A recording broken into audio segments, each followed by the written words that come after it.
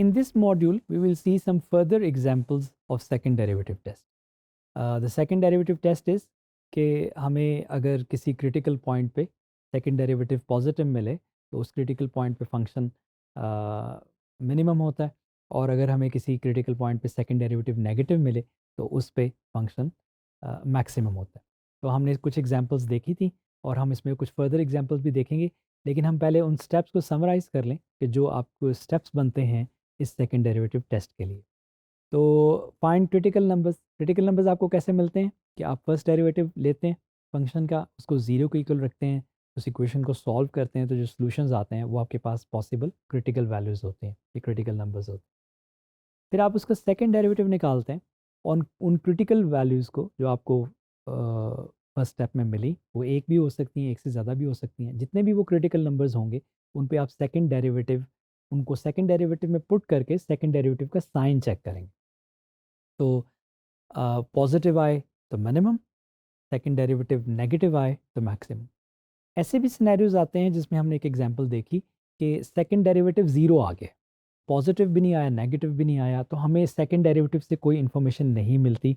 उस केस में हम फिर उस पॉइंट के ऊपर पर्टिकुलरली फर्स्ट डेरिवेटिव टेस्ट को यूज़ करके चेक करते हैं कि फंक्शन जो है वो फर्स्ट डेरिवेटिव पॉजिटिव से नेगेटिव हो रहा होगा तो मैक्सिमम, नेगेटिव से पॉजिटिव हो रहा होगा तो मिनिमम. और फॉर एब्सोल्यूट एक्सट्रीमा, अगर आपको याद हो कि अगर हमें एक क्लोज इंटरवल दिया जाता है तो उसमें फिर हम एंड पॉइंट्स पे भी चेक करते हैं, तो उन पे भी चेक करते हैं, और फिर ओवरऑल हम फंक्शन के जो एब्सोल्यूट एक्सट्रीमा के बारे में भी बताते हैं कि उसका जो एब्सोल्यूट एक्सट्रीमा होल इंटरवल में कहाँ पे है. उनमें फिर हम जो क्रिटिकल नंबर्स के अलावा एंड पॉइंट्स के ऊपर भी चेक करते थे. एग्जाम्पल लेते हैं, वही वाली एग्जाम्पल ली है x प्लस साइन 2x, जिसको हमने इंटरवल्स ऑफ कनकेविटी के लिए भी यूज़ किया था. अब हम इसके एक्सट्रीमा निकालते हैं, लोकल एक्सट्रीमा उसी इंटरवल के अंदर. तो कुछ स्टेप्स तो सेम हैं. आप इसका ग्राफ से पहले इसको देख लें. हमारे पास एक कर्व है एफ ऑफ एक्स, और उसका हमने फर्स्ट डेरिवेटिव भी प्लॉट किया है, हमने उसका सेकंड डेरिवेटिव भी प्लॉट किया है. तो यहाँ पे हम ये देखें कि जो आपको उसका एक मिनिमम पॉइंट मिल रहा है -π/3 के ऊपर, और उधर अगर आप देखेंगे तो जो सेकंड डेरिवेटिव है वो पॉजिटिव है. इसी तरह से जो x इक्वल्स टू +π/3 है, वहाँ पे आपको मैक्सिमम पॉइंट मिल रहा है कर्व का, और उस पॉइंट पे आप ये देखेंगे जो सेकंड डेरिवेटिव है वो आपके पास नेगेटिव है. तो नेगेटिव है तो हमें मैक्सिमम मिल रहा है. फर्स्ट डेरिवेटिव की कर्व भी इसलिए ड्रॉ की है कि आपको फर्स्ट डेरिवेटिव से भी याद रहे कि फंक्शन जब डिक्रीजिंग से इंक्रीजिंग में चेंज होता है तो वहाँ पे हमें जो उसका मिनिमम वैल्यू मिलती है, और फंक्शन अगर जो है वो इंक्रीजिंग से डिक्रीजिंग की तरफ चेंज हो तो वहाँ से फंक्शन की हमें मैक्सिमम वैल्यू मिलती है. तो ये जो तीन कर्व्स हैं, ये इसलिए कि थोड़ा सा आपको आइडिया हो कि फंक्शन, उसका फर्स्ट डेरिवेटिव और उसका सेकंड डेरिवेटिव किस तरह से उनके जो ग्राफ्स हैं वो हमें इंफॉर्मेशन प्रोवाइड करते हैं. एनीवेज हम इसको मैथमेटिकली देखेंगे. हमने फर्स्ट डेरिवेटिव निकाला, उसको ज़ीरो के इक्वल पुट किया, सॉल्व किया, तो वहाँ से हमें जो आंसर्स मिले वो आपके पास 2x इक्वल्स टू ±2π/3 मिले, क्योंकि हमने ये देखना है कि कॉज किस एंगल पे हमें नेगेटिव हाफ मिलता है.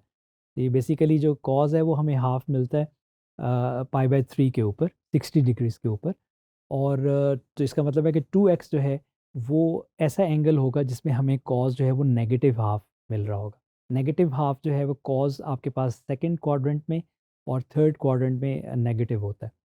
और जब आप यहाँ पे x निकालें तो आपने एक तो 2 से डिवाइड करेंगे, और उसके बाद आप अपने सिर्फ वो वाली वैल्यूज़ पिक करेंगे कि जो इस इंटरवल -π/2 से और π/2 के दरमियान में रहेंगी. हमने इसको सॉल्व किया तो हमें दो वैल्यूज़ मिली हैं, x इक्वल्स टू +π/3, ये फर्स्ट क्वाड्रेंट के अंदर है, सॉरी -π/3 आपके पास आ गया, ये आपके पास फोर्थ क्वाड्रेंट के अंदर है, और ये जो आपके पास +π/3 है ये आपके पास फर्स्ट क्वाड्रेंट के अंदर है. तो ये हमें दो वैल्यूज़ मिली हैं, +π/3 और -π/3 x की, जो हमें उस इंटरवल के दरमियान में मिली हैं. इसको हम फर्दर सॉल्व करते हैं. तो सेकंड डेरिवेटिव निकाला, वो आपके पास -4 sin 2x आ गया. इसमें अब हम उन जो क्रिटिकल वैल्यूज़ हमने निकाली हैं उनको वन बाय वन पुट करेंगे.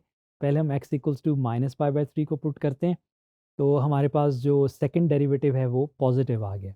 तो आप देखें फिगर में भी आपने देखा था कि -π/3 में सेकंड डेरिवेटिव पॉजिटिव आ रहा है, जिससे हमें ये पता लगा कि फंक्शन इस पॉइंट के ऊपर क्या है, का मिनिमम है।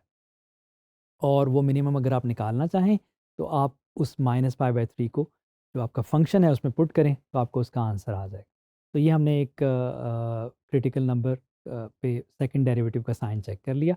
दूसरे पे चलते हैं, x equals to π/3 second derivative में पुट किया, आंसर नेगेटिव आ गया। तो इसका मतलब ये है कि जो π/3 है वहाँ पे आपका जो फंक्शन है उसकी मैक्सिमम वैल्यू है, और वो मैक्सिमम वैल्यू आप उस π/3 को जो फंक्शन में पुट करेंगे तो वो मिल जाएगी।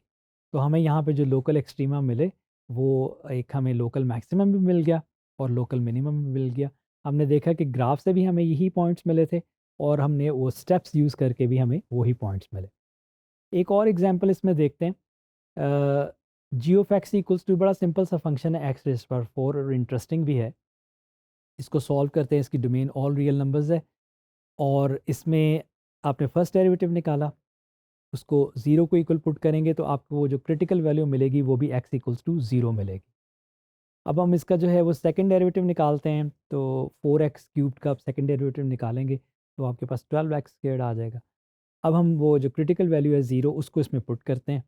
जब हम सेकंड डेरिवेटिव में पुट करते हैं at critical number x equals to 0, second derivative comes equal to 0। Positive भी नहीं आया, नेगेटिव भी नहीं आया, हमें कोई इन्फॉर्मेशन नहीं पता लगी। हम वापस कहाँ जाएंगे, फर्स्ट डेरिवेटिव टेस्ट की तरफ। तो use the first derivative test. First derivative में हमने इंटरवल्स बना लिए, माइनस इन्फिनिटी से ज़ीरो और ज़ीरो से इन्फिनिटी, और हमने यहाँ पे दो पॉइंट्स पिक कर लिए। एक आपके पास माइनस इन्फिनिटी से ज़ीरो में मैंने -1 लिया है, कोई भी टेस्ट पॉइंट हो सकता है इस इंटरवल के अंदर का। उस पे जो फर्स्ट डेरिवेटिव है वो नेगेटिव आया है और 0 टू इन्फिनिटी में फर्स्ट डेरिवेटिव पॉजिटिव आया। नेगेटिव से पॉजिटिव पे चेंज हो रहा है फर्स्ट डेरिवेटिव। ये क्या था, ये फंक्शन का मिनिमम हमें बताता है कि अगर फंक्शन का जो फर्स्ट डेरिवेटिव है वो नेगेटिव से पॉजिटिव में चेंज हो रहा हो तो वो मिनिमम है। डिक्रीजिंग से इंक्रीजिंग में चेंज हो रहा है, ये मिनिमम। तो आपने ये एक ऐसा सिनेरियो देखा, इसको हम फर्दर पहले कंप्लीट करते हैं कि critical number x equals to 0, G dash changes from negative to positive, तो G of 0 is a local minimum. और आप उसकी अगर मिनिमम वैल्यू फंक्शन की निकालना चाहें तो उसको आप एक्चुअल क्वेश्चन में पुट करें फंक्शन में, तो आपको 0 मिल जाता है। तो आपको जो एक्सट्रीम वैल्यू मिली यहाँ पे वो लोकल मिनिमम मिला है 0 0 पॉइंट के ऊपर। और यहाँ से हमने देखा कि if G double dash of C equals to 0, हम फर्स्ट डेरिवेटिव की तरफ जाते हैं। अब हमने इसमें दो एग्जांपल्स देख लिए हैं। एक हमने एग्जांपल देखी थी कि जिसमें सेकंड डेरिवेटिव हमें 0 मिला, हम फर्स्ट डेरिवेटिव की तरफ गए और फर्स्ट डेरिवेटिव भी हमने देखा कि साइन चेंज नहीं कर रहा था। तो हमने ये डिसाइड किया कि इस पॉइंट पे फंक्शन का ना मैक्सिमम है ना मिनिमम। और दूसरी हमने ये एग्जांपल देखी इस मॉड्यूल में कि जिसमें हमने सेकंड डेरिवेटिव 0 निकला, हम फर्स्ट डेरिवेटिव की तरफ गए तो वहाँ पे हमें इंफॉर्मेशन मिल गई कि फंक्शन जो है वो का नेगेटिव से पॉजिटिव पे चेंज हो रहा था, तो हमें फंक्शन का मिनिमम पॉइंट मिल गया। तो ये हमने सेकंड डेरिवेटिव टेस्ट से हमने सीख लिया। क्वेश्चन में अगर आपको मेंशन किया जाए कि इसको फर्स्ट डेरिवेटिव टेस्ट से करना है तो then you have to use the first derivative test. अगर सेकंड का कहा जाए तो सेकंड से करना है। If it is not mentioned और आपने एक्सट्रीमा वैल्यूज़ फाइंड करनी है, then it is completely your choice to use any method, first derivative test और second derivative test, to calculate the extrema. ये आपने याद रखना है कि सेकंड डेरिवेटिव अगर आपको कोई इन्फॉर्मेशन नहीं देगा किसी क्रिटिकल पॉइंट पे, तो उस क्रिटिकल पॉइंट को आप फर्स्ट डेरिवेटिव से चेक लाजमी करेंगे। इसमें जो कॉमन पिटफॉल्स आते हैं, कॉमन जो इश्यूज़ आते हैं उनको हम देख लेते हैं। Assuming F double dash of C is not equal to 0 is required for extrema. ऐसा ज़रूरी नहीं है। ये सिर्फ हमें क्लासिफाई करके बताता है कि एफ डबल डैश ऑफ सी जो है वो नॉट इक्वल टू 0 आया है, तो वहाँ पे हमें कोई पता लगेगा कि पॉजिटिव है या नेगेटिव है, सिर्फ क्लासिफिकेशन देती है। ये हमें जो है वो ये उसकी एग्जैक्टली रिक्वायरमेंट नहीं है एक्सट्रीमा की। और calling points where F is undefined critical numbers, ये बहुत दफ़ा बात होगी कि फंक्शन जिन पॉइंट्स पे अनडिफाइंड हो गया वो क्रिटिकल पॉइंट्स नहीं रहेंगे। इसी तरह जो सेकंड डेरिवेटिव को आप ज़ीरो पुट करके जो पॉसिबल पॉइंट्स ऑफ इन्फ्लेक्शन निकालते हैं, वहाँ पे भी अगर फंक्शन अनडिफाइंड है तो फिर वो पॉइंट्स ऑफ इन्फ्लेक्शन नहीं रहते। Forgetting to verify concavity change for inflection points candidates रहते हैं जब तक आप ये चेक नहीं कर लेते कि उन पे कनकेविटी चेंज हो रही है। अगर कनकेविटी चेंज नहीं होती तो फिर वो पॉइंट ऑफ इन्फ्लेक्शन भी नहीं है, ये हमने एग्जांपल से भी देखा। Mixing local versus absolute conclusions, तो ये आपने याद रखना है कि आपके पास जो कर्व्स हैं उसमें हमने एब्सोल्यूट एक्सट्रीमा भी देखे थे, हम कुछ और भी एग्जांपल्स देखेंगे और लोकल एक्सट्रीमा भी देखे थे।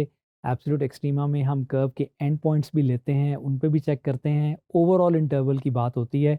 लोकल एक्सट्रीमा में हम किसी पॉइंट के अबाउट जो है वो रहते हैं, उसके करीब करीब हम चेक करते हैं कि फंक्शन जो है वो कहाँ मैक्सिमम और कहाँ मिनिमम हो रहा है। तो state both when intervals are closed, अगर आपको क्लोज इंटरवल दिया जाए तो आप उसमें कैटेगोरिकली दोनों अलग-अलग बता सकते हैं कि ये इसके लोकल एक्सट्रीमा हैं और ये इसके एब्सोल्यूट एक्सट्रीमा हैं।